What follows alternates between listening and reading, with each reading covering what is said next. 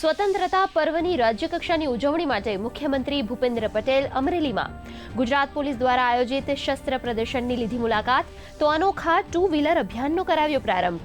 સાથે જ shelter house પટાંગણમાં કર્યું વૃક્ષારોપણ. સાંજે સાંસ્કૃતિક કાર્યક્રમમાં સીએમ આપશે હાજરી.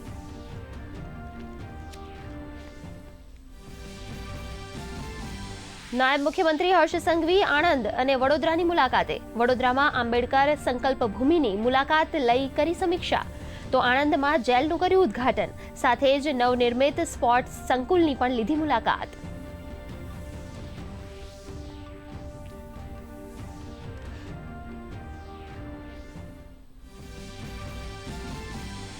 આજે વિભાજન વિભીષિકા સ્મૃતિ દિવસ. પ્રધાનમંત્રી નરેન્દ્ર મોદીએ દેશમાં ભાઈચારો અને એકતા બનાવી રાખવા મૂક્યો ભાર.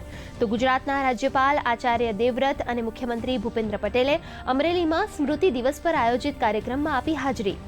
રાજ્યમાં ઠેર ઠેર કાર્યક્રમોનું આયોજન. સ્વતંત્રતા દિવસ પૂર્વે ગુજરાત રંગાયું દેશભક્તિના રંગે. નાયબ મુખ્યમંત્રી હર્ષ સંઘવી વડોદરા અને આણંદમાં તિરંગા યાત્રામાં થયા સહભાગી. મંત્રી રીવાબા જાડેજાએ બોટાદમાં તો પ્રદ્યુમન વાજાએ બનાસકાંઠામાં તિરંગા યાત્રામાં આપી હાજરી.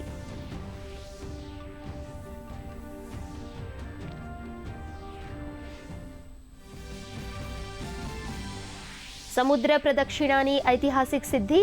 9 મહિલા અધિકારીઓનું કરાયું સન્માન. 314 દિવસ, 25,500 નોટિકલ માઇલ અને 4 મહાસાગર. મહિલા અધિકારીઓની સાહસિક સફર. મહિલા અધિકારીઓની હિંમતને સલામ.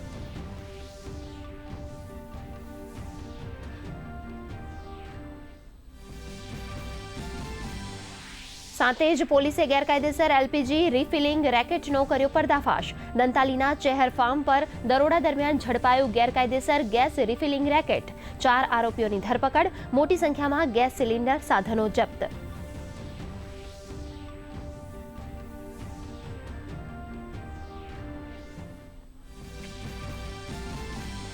વિદેશમાં છુપાયેલ ડ્રગ તસ્કર સામે કામગીરી. ગૃહમંત્રી અમિત શાહે આપી જાણકારી. કહ્યું, ડ્રગ તસ્કરીમાં વોન્ટેડ વિરેન્દ્રસિંહ બસોયાને યુએઈથી પરત લાવવામાં એનસીબીને મળી સફળતા.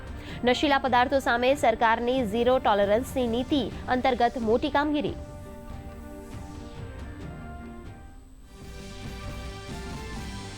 ઉત્તરાખંડના ચમોલીના પીપલકોટીની નિર્માણધીન ટીએચડીસી ટનલમાં દુર્ઘટના. 7 શ્રમિકોના કરુણ મોત. પડકારજનક હવામાનમાં 19 શ્રમિકોનું સુરક્ષિત રેસ્ક્યુ. મુખ્યમંત્રી પુષ્કરસિંહ ધામીએ ઘટના સ્થળે પહોંચી પીડિતો સાથે કરી મુલાકાત. રેસ્ક્યુ ઓપરેશનનું કર્યું નિરીક્ષણ. રાજ્ય પર 6 સિસ્ટમ સક્રિય થતા જામ્યો વરસાદી માહોલ. હવામાન વિભાગે ઉત્તર પૂર્વ અને દક્ષિણ ગુજરાતમાં જાહેર કર્યું વરસાદનું યલો એલર્ટ. માછીમારોને દરિયો ન ખેડવા સૂચના. રાજ્યમાં અત્યાર સુધી નોંધાયો 73.23% વરસાદ.